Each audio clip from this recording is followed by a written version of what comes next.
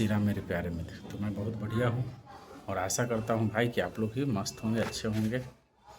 तो आज की इस वीडियो में हम यह बताएंगे भाई कि जब हमें 2 साल एंजाइटी, डिप्रेशन, ओसीडी, ओवरथिंकिंग इससे यह गुजर रहा था, यह परेशानी झेल रहा था, मतलब समझिए कि इसको काट रहे थे, तो उस मतलब डर डर को है ना, हमेशा कुछ गड़बड़ हो जाने का डर, मरने का डर, बीमारी हो जाने का डर, है ना, कहीं नहीं जा पा रहे थे, यानी सिमट के रह गए थे। तो वो सारे जो अनुभव किए है ना, जो 24 घंटा यानी 2 साल तक ले जो झेल रहे थे पीड़ा, कष्ट, है ना, एंजाइटी, उसको हम कोशिश करेंगे भाई 3 से 4 मिनट में आपको, है ना, जो मेन में के जो मेन काम पर हम फोकस किए थे उसको बताएं, जो कि आप भी करके, है ना, इस तरह के एंजाइटी, ओवरथिंकिंग, जो भी सब प्रॉब्लम है, इससे आप, है ना, परमानेंट निकल पाएँ।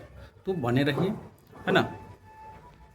तो भाई सबसे पहले आपको सुधार लेना होगा कि सुबह में उठिए, बासी में पानी पी के तब लाइटिंग यानी फ्रेश होने के लिए जाइए। उसके बाद, है ना, एक्सरसाइज कीजिए, कोई भी फिजिकल एक्सरसाइज कीजिए, रनिंग, साइकिलिंग, या तो रस्सी तरफ सकते हैं, ठीक है, फिजिकल वर्क कोई भी करिए। उसके बाद मेडिटेशन, डीप ब्रीथिंग, है ना, अनुलोम विलोम, ब्राह्मणी प्राणायाम होता है, यह करना है, ठीक है। और जब भी खाना आप खाएं, कोई भी खाना, तो उसको चबा चबा कर खाएं, आराम से खाएं, नाक से सांस लें, धीरे धीरे खाएं, ठीक है। और कोशिश करें कि आप घर का बना हुआ भोजन ही करें, मार्केट के जो भी, है ना, फास्ट फूड है उसको अवॉइड करें, मतलब उसको छोड़ दें, ठीक है। और जितना नशीला वाला पदार्थ अगर ले रहे होंगे, ठीक है, तो उसको भाई कम कर दें या तो बंद कर दें। यह हो गया। सबसे ज़रूरी चीज़ यह है भाई कि इसमें समझ कैसा लाना है ना।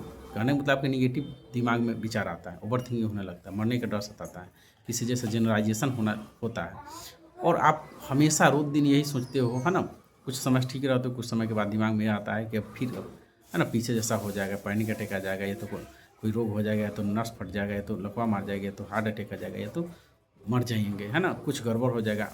हमेशा ये घटना में डूबा रहते हो, ठीक है। जो एंजाइटी में रहता है उसको, है ना, हमेशा डर सताता है, कहीं पगला ना जाए, या तो कोई रोग ना हो जाए, कोई मतलब कहीं मर ना जाए, अड़ियल लगता है। और पीछे वाला पकड़ के और आगे वाला पकड़ के उसके दिमाग में हमेशा ओवर थिंकिंग रहता है, और जिसके वजह से कपार में स्ट्रेस, है ना, पेट में गैस, एनएस हमेशा गड़बड़ाया रहता है, कमजोरी रहता है ना, क्योंकि ज़्यादा दिमाग पर वर्क कर लेता है। 90% दिमाग पर ऊर्जा खर्च कर दीजिएगा, तो बॉडी में तो भाई वीकनेस लगेगा ही, चक्कर जैसा होगा ही। थोड़ा भी आप कोई भी, है ना, बात सुनिएगा डरावना, आप डर जाते हो, जैसे हमको हो रहा था ये सब। और भाई यह सब झेलिएगा तो आप में चिड़चिड़ापन होगा, छोटी छोटी बात पर गुस्सा करिएगा, नफरत करना शुरू कर दीजिए, लोगों से कटना शुरू कर दीजिए, कहीं जाना भी बंद हो जाता है ना। और जब आप कोई काम ना करिएगा तो देश सुकुमार हो जाएगा, कमज़ोर हो जाएगा। थोड़ा भी आपको, है ना, पसीना सुनाएगा, शरीर में कोई भी सेंसेशन होगा, ये बात सुनिएगा, कोई मर गया, रोग के बाद आपका शरीर में, है ना, अलग एक फीलिंग आता है, और अलग एक, है ना, निगेटिव हार्मोन एक्टिव हो जाती है, जिससे पसीना, सांस लेने में दिक्कत, कमजोरी, सर भारी, गैस बनना, है ना। यह सब चीज़ से हम परेशान हो गए थे भाई। तो हमको जब इतना झेलने के बाद हमको वह ज्ञान मिला, वह चीज़ मिला जो हम बताने जा रहे हैं, तो आपको भी वह चीज़ समझना होगा और करना होगा आज से भाई। तो मेरा कहने का मतलब ये है भाई कि जो हम झेले, जो हम पर बीता, वो शब्द में हम बयान नहीं कर सकते भाई, क्योंकि सब बात याद नहीं है, और हम डायरेक्ट बताने का प्रयास करते हैं, तो ऐसे दिमाग में है लेकिन अभी याद नहीं है। लेकिन इतना समझ सकते हो भाई, एंजाइटी कितना बुरा चीज़ है। आदमी कहता है कि भाई मेरा यह रोग जो है दुश्मन को भी ना दे, ठीक है। तो खैर चलते, इसको हम कैसे झेलना शुरू, कैसे इसको एक्सपोजर किए, कैसे इससे निकले, उसको हम बताते हैं भाई। तो भाई एंजाइटी की वजह से भाई पहले हम पूजा पाठ, हाँ, बजरंगबली की पूजा करते थे, मतलब भक्ति भाव करते थे, ठीक है, काम भी करते थे। एंजाइटी की वजह से सारा चीज़ छोड़ दी, सोचे कि भाई, है ना, क्या किए कि इतना बड़ा सज़ा हमको मिलेगा। हमेशा दुखी रहते थे, हमेशा खुद को कोसते थे, भगवान को भी कोसते थे, अगल बगल सारा कोसते थे कि भाई मेरी तरफ, है ना, कितना समस्या है। तो खैर जब हमें बाद में पता चला ये चीज़, जाने सच्चाई को जाने, तो हमको पता चला भाई यह समस्या जो है भाई किसी के पास आता है तो मेंटली और फिजिकली बरियार करने के लिए आता है। तो अब क्या हुआ कि जब हम इस पर काम कर रहे थे तो अच्छा डाइट करना शुरू कर दिए, लेना शुरू कर दिए, एक्सरसाइज, डीप ब्रीथिंग लेना शुरू किए, और सबसे ज़रूरी चीज़ यह भाई पूजा पाठ भी करना शुरू कर दिए हम। और तो हमें जैसे पता चला कि भाई हमें एंजाइटी है, तो सबसे पहले हम दवा छोड़ दिए, ठीक है। और उसके बाद इस पर हम काम करना शुरू किए कि जितना हम पीछे वाला सोचते रहते तो उसको छोड़ दिए ना, जितना पकड़ के रखे थे भाई ये गड़बड़ हो गया, वो गड़बड़, वो गलती किया, ये ऐसा है, तो उसको सब सिचुएशन को भगवान के, है ना, देन मान के छोड़ दी, परिस्थिति के अनुसार जो हुआ उसको छोड़ दी, आगे के बारे में चिंता करना छोड़ दी, प्रेजेंट में जीना शुरू कर दिए, जो प्रेजेंट यानी डेली रूटीन था उसको हम करना शुरू कर दिए और एक्सपोजर बढ़ाना शुरू कर दिए।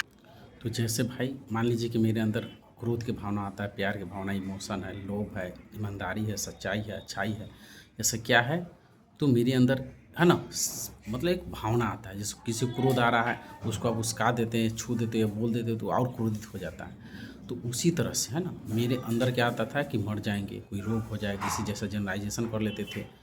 तो एक तो मन में यह विचार आता था, दूसरा यह भी विचार आता था मन से ही कि भाई ऐसा नहीं होगा, रोकते थे है ना, न इसको रोकते थे कि ऐसा विचार ना। ये दोनों आपस में दोनों विचार क्या होता था, जैसे मान लीजिए यहाँ लड़ेगा तो हमको चोट फील होगा, तो ये विचार मेरा ही था और दोनों विचार क्या है, झूठ है। विचार एक तरह क्या है, इसको सच्चाई से कोई दूर तक रिश्ता नहीं होता है, एकदम है ना झूठ होता है।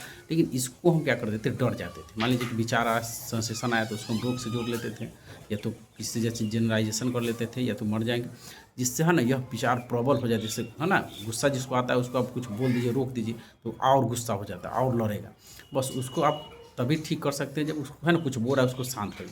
तब भाई हम यह चीज़ को समझें कि जब भी कोई शरीर में है ना विचार आता था है ना पीछे से या तो आगे के, या तो किसी जैसा जनरलाइजेशन होता था या कोई सिम्टम आता, तो उस समय जिस तरह से गुस्सा वाला व्यक्ति को गुस्सा आ सकता है, उसको गुस्सा को रोकने के लिए ना शांत होना पड़ेगा आपको, या तो उसको उसी तरह से हम यह सब चीज़ को है ना शांत हो जाते थे ना। जैसे होता क्या है कि मान लीजिए कि आप कोई आदमी आपके तरफ आग लेके आ रहा है ना, आग मसाल लेकर, अगर उसके सामने हम कागज़ बन जाएंगे, लकड़ी बन जाएंगे तो हमको जला देगा। तो एक ही उपाय है कि उसके सामने पत्थर बन जाइए, है ना, कठोर बन जाइए, शांत रहिए, ठीक है, पानी बन जाइए, तो आप पर प्रेशर ना होगा। यानी जो भी सिम्टम आ रहा है या तो कहीं सुन रही है तो दिख रहा है, तो भाई आप उस पर थोड़ा भी रिएक्ट कीजिएगा, थोड़ा भी अपना दिमाग से ऊर्जा दीजिएगा, तो आपके अंदर है ना प्रबल भावना आके है ना वह एंजाइटी के रूप डराना शुरू कर देता है। इससे उसका है ना जो पैटर्न है और गहरा हो जाता है। तो यह सब चीज़ करना शुरू कर दिए भाई, पीछे के जो भी फालतू चीज़ उसको छोड़ दिए और शांत रहना सीख गए, क्योंकि भाई मेरा जांच रिपोर्ट सारा सही था।